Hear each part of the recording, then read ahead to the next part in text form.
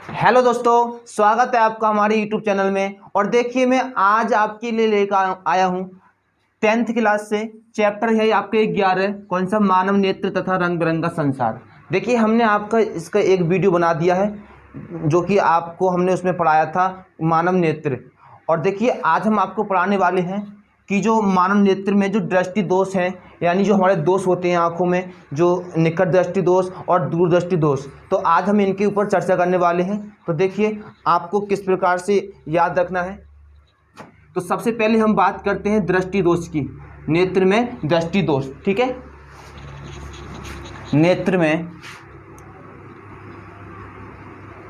में दृष्टि दोष।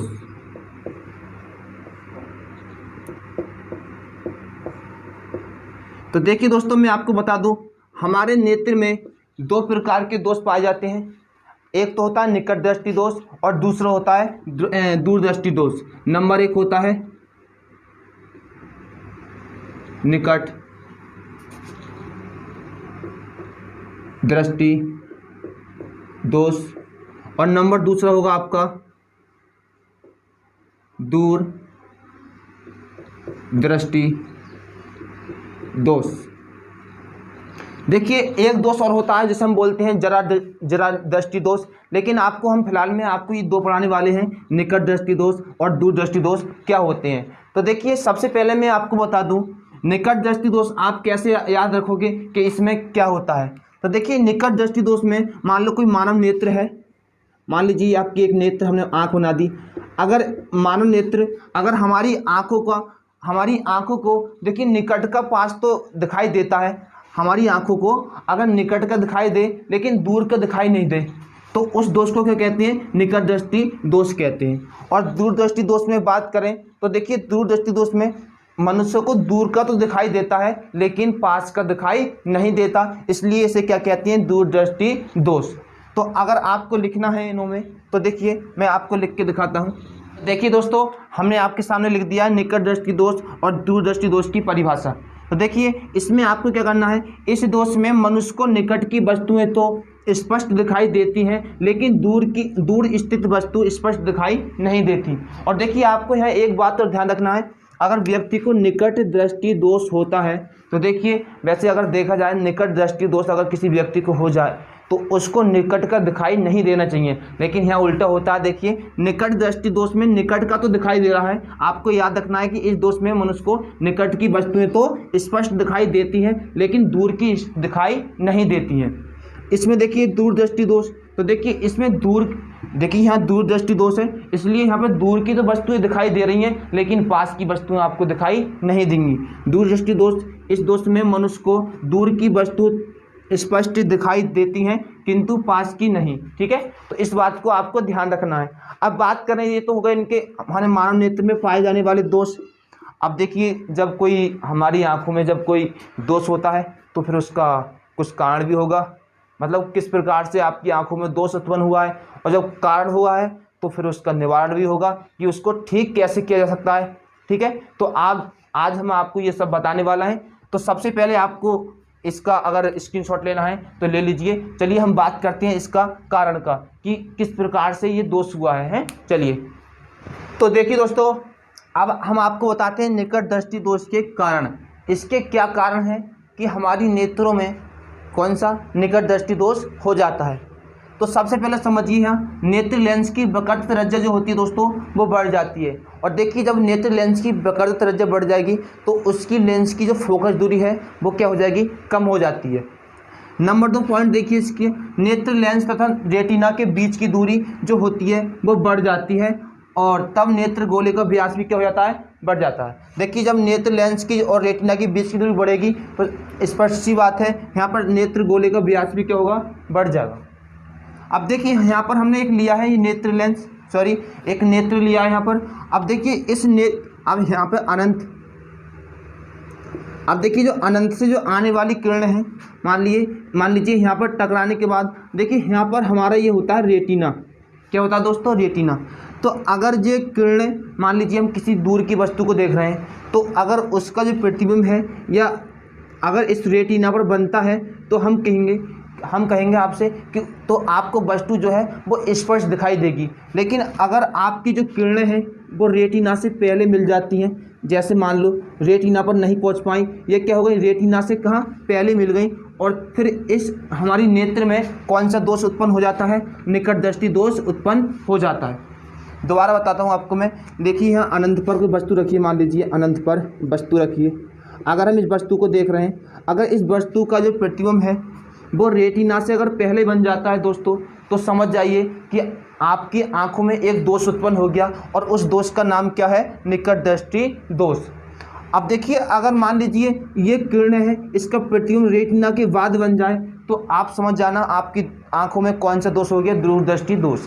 तो देखिए ये दोनों कंडीशन है इसकी, तो आपको याद रखना है, आपसे पूछेगा कि निकट दृष्टि दोष, ये लॉन्ग क्वेश्चन आता है 7 नंबर का, और आपको 7 नंबर में क्या लिखना है, कोई आपको एक दृष्टि दोष दे देगा, मान लीजिए या तुम दे देगा निकट दृष्टि दोष, या दे देगा आपको दूरदृष्टि दोष। तो आपको इसमें क्या लिखना है, उसकी परिभाषा, कारण, निवारण, और ये चित्र की सहायता से आपको सब कुछ लिखना है। ठीक है, तो आपको ये बात समझ में आगे होगी कि अगर जो हमारा जो प्रतिबिंब है रेटिना से अगर पहले बन जाता है तो वस्तु हमें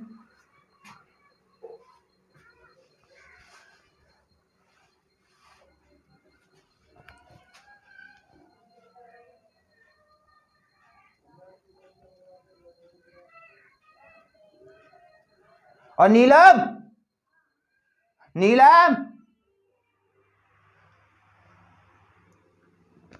अगर प्रतिबिंब पहला बन जाता है तो वस्तु हमें स्पष्ट दिखाई नहीं देती है, और हमारी आंखों में कौन सा दोष हो जाता है, निकट दृष्टि दोष हो जाता है। ठीक है, अब बात करते हैं हम किसकी, दूरदृष्टि दोष की। अगर आपको इसका स्क्रीनशॉट लेना है तो ले लीजिए, हमने आपको निकट दृष्टि दोष के कारण बता दिए। अब बात करते हैं दूरदृष्टि दोष के कारण की। चलिए आइए, तो देखिए दोस्तों अब बात करते हैं हम किसकी, देखिए निकट की नहीं, किसकी, दूरदृष्टि दोष की। तो देखिए हम आपको बता दें कि जो दूरदृष्टि दोष का जो कारण होता है, देखिए उसमें फोकस दूरी क्या हो जाती है दोस्तों, बढ़ जाती है, क्योंकि उसकी फोकल त्रिज्या क्या होती है, वो कम हो जाती है। तो याद रखना कि दूरदृष्टि दोष में क्या होता है, उसकी फोकस दूरी क्या होती है, बढ़ जाती है, और नेत्र गोलक मतलब छोटा हो जाता है, हम कह सकते हैं। ठीक है, तो आपको ध्यान रखना है कि जो निकट दृष्टि दोष है उसमें फोकस दूरी क्या हो जाती थी, उसमें घट जाती थी, लेकिन यहाँ क्या हो रही है दोस्तों, यहाँ पर आपकी बढ़ रही है। तो इस बात को आप ध्यान रखना। और बात करें इसकी चित्र की, तो देखिए दोस्तों ये आपका नेत्र लेंस हो गया। अब देखिए यहाँ अनंत से आने वाली किरणें हैं, तो देखिए रेटिना पर ना मिलकर रेटिना से कहाँ जाकर दूर जाके मिलती हैं, और जिस कारण हमारी दोष में हमारी आँख में दूरदृष्टि दोष उत्पन्न हो जाता है। ठीक है, तो इस बात का भी आप ध्यान रखना। अगर आपको इसका चित्र बनाना है तो इसका चित्र भी आप बना सकते हो। चलिए बात करते हैं उसके निवारण की, कि हम नेत्र लेंस तथा दूरदृष्टि और निकट दृष्टि दोष को किस प्रकार से दूर कर सकते हैं। तो आइए हम आपको बताते हैं किस प्रकार से इन्हें दूर कर सकते हैं। हाँ, तो देखिए दोस्तों अब हम बात करते हैं किसकी, निकट दृष्टि दोष का निवारण और दूरदृष्टि दोष का निवारण। तो देखिए इनका निवारण जो होता है, तो देखिए इनके निवारण के लिए हमें एक चश्मा उपयुक्त करना होता है, और उन चश्मों में बता देता हूं मैं आपको। अगर आपको निकट दृष्टि दोष है तो मैं आपको बता देता हूं, आपको निकट दृष्टि दोष में कौन से,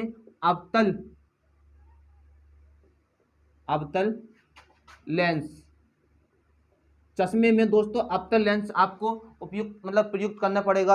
अगर आपको दूरदृष्टि दोष है तो आपको कौन सा, उत्तल लेंस आपको यूज करना पड़ेगा, उत्तल लेंस। हाँ, तो दोस्तों देखिए अगर जिस व्यक्ति को निकट दृष्टि दोष है तो उसके चश्मे में आप कौन सा लेंस लगाओगे, अवतल लेंस। अगर उसको दूरदृष्टि दोष है तो कौन सा लेंस लगाओगे, उत्तल लेंस। ये आपको याद रखना है, और ये पेपर में कई बार पूछा गया है कि निकट दृष्टि दोष के निवारण के लिए कौन सा लेंस प्रयुक्त किया जाता है, तो आपको लगाना है अवतल लेंस। अगर आपसे कह दे कि दूरदृष्टि दोष के लिए कौन सा लेंस प्रयुक्त किया जाता है, तो आपको लगाना है क्या, उत्तल लेंस प्रयुक्त किया जाता है। अब देखिए दोस्तों हम इसका निवारण कैसे करते हैं। तो निकट दृष्टि दोष में देखिए सबसे पहले जब हमारी आंख में ये दोष हो जाता है, तो देखिए जो अनंत पे जो वस्तु है उसका प्रतिबिंब कहाँ बन जाता है, रेटिना से पहले बन जाता है। और जबकि हमें पता है कि मानव नेत्र का जो स्वच्छ यानी स्वस्थ प्रतिबिंब है वो कहाँ बनता है, रेटिना पर बनता है। अगर प्रतिबिंब रेटिना बनता है तभी हमें वस्तु स्पष्ट दिखाई देगी। तो देखिए दोस्तों यहाँ पर हमारा प्रतिबिंब पहले बन गया है, तो इसलिए हमारी आंखों में कौन सा दोष हो गया था, निकट दृष्टि दोष। लेकिन हमें निवारण के लिए हमने क्या काम करा, इसमें क्या लगा दिया हमने, इसमें हमने अवतल लेंस लगा दिया। कौन सा लेंस है ये, अवतल लेंस, अवतल लेंस। तो ये अवतल लेंस जो क्या करता है, जो दूर से आने वाली किरणों को है वो सीधा कहाँ, रेटिना पर फोकस करता है। अब देखिए यहाँ पर दूरदृष्टि दोष में, तो देखिए दूरदृष्टि दोष में क्या होता है, हमारा जो प्रतिबिंब है वो रेटिना से मतलब उधर जाके पीछे जाके बनने है।